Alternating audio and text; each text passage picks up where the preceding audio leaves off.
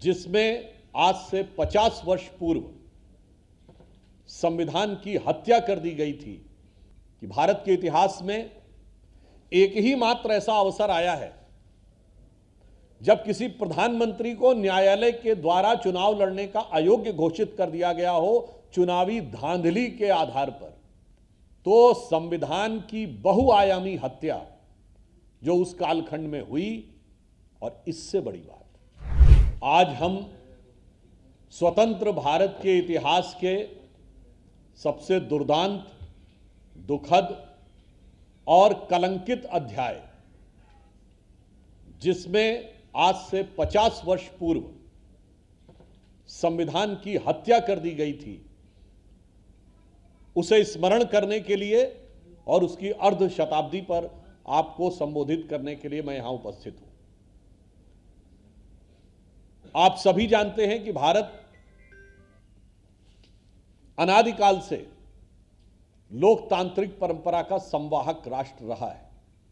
माननीय प्रधानमंत्री जी ने स्पष्ट कहा है कि we are not the biggest democracy of the world, we are the mother of democracy.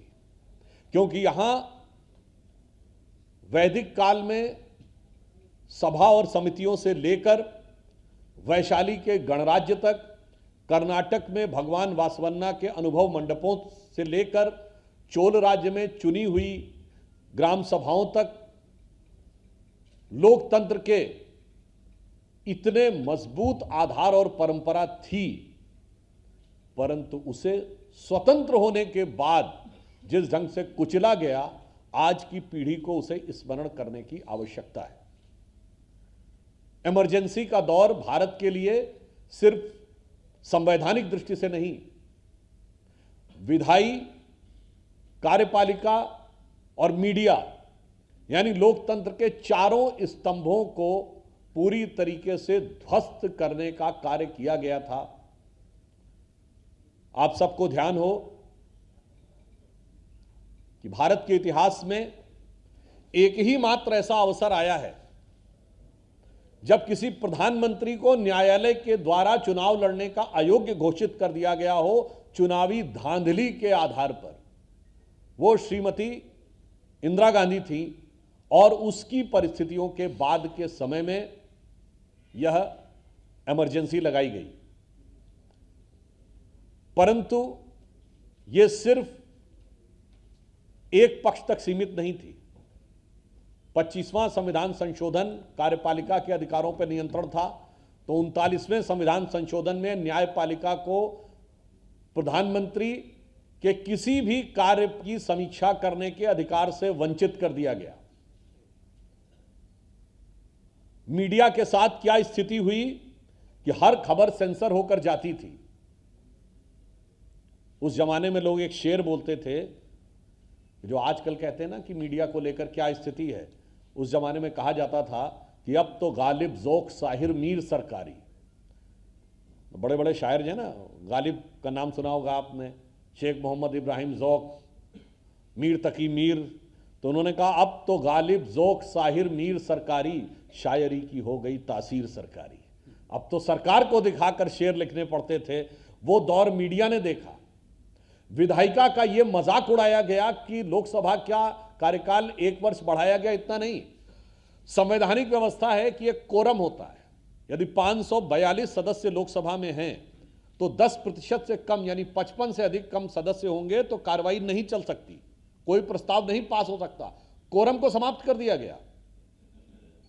यानी अब 60 करोड़ के देश में उस समय 6 लोग बैठकर भी देश का कोई कानून, या 60 लोग भी बैठकर देश का कानून तो बना सकते थे, 10-20 लोग बैठकर भी बना सकते थे। तो संविधान की बहुआयामी हत्या जो उस कालखंड में हुई, और इससे बड़ी बात, जब हम यहां इंदौर की धरती पर हैं, जो पुण्य श्लोका महारानी अहिल्याबाई होलकर जी का पुण्य स्थान है और उनकी 300वीं वर्षगांठ हम मना रहे हैं, उन्होंने भी इस राष्ट्र को पुण्य भूमि कहा, इसको भारत माता कहा। हमारे यहां जितने भी बड़े महापुरुष हुए, उनको तो छोड़िए, जो भगवान के अवतार हुए, भगवान राम, भगवान कृष्ण, भगवान बुद्ध, भगवान महावीर, सबने इस धरती को पुण्य भूमि कहा, इस धरती को माता कहा। भगवान राम ने कहा माता भूमि पुत्रो हम पृथिव्या, मगर इस विचार ने इस देश को एक नेता के बराबर तौल दिया। India is Indira and Indira is India कहा गया, और यह किसी नेता का बयान नहीं था, यह कांग्रेस के तत्कालीन राष्ट्रीय अध्यक्ष देवकांत बरुआ का बयान है, और किसी भी पार्टी के राष्ट्रीय अध्यक्ष का बयान पार्टी का आधिकारिक वक्तव्य होता है। और आज तक किसी कांग्रेस के अध्यक्ष ने इसके विरुद्ध कोई प्रस्ताव पारित करके या इसके लिए माफी नहीं मांगी है, तो यह आज भी कांग्रेस का आधिकारिक बयान है।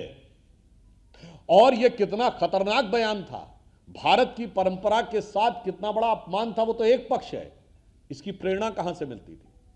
1934 में जर्मन नाजी पार्टी का एक बहुत बड़ा कन्वेंशन होता है, जिसमें नाजियों की बड़ी pre film Triumph of the will दिखाई जाती है, और वो समाप्त होने के बाद हिटलर का राइट हैंड आदमी रुडोल्फ हेस नारा लगाता है, Germany is Hitler and Hitler is Germany.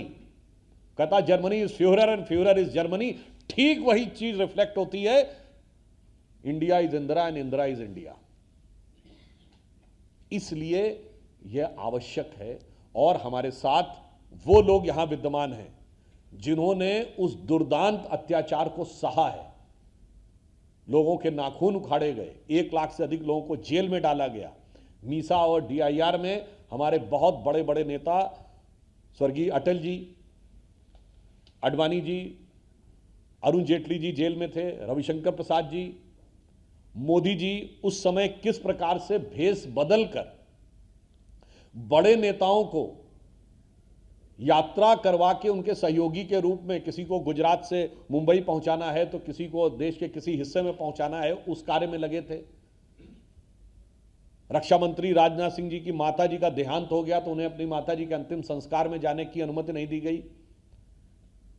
इन सारे विषयों को जिन्होंने सहा, तो ये विचार आज बताना इसलिए जरूरी है कि हम वो लोग हैं जो भारत माता और वंदे मातरम बोलते हैं, ये वो लोग हैं जो इंडिया इज इंदिरा और इंदिरा इज इंडिया बोलते हैं।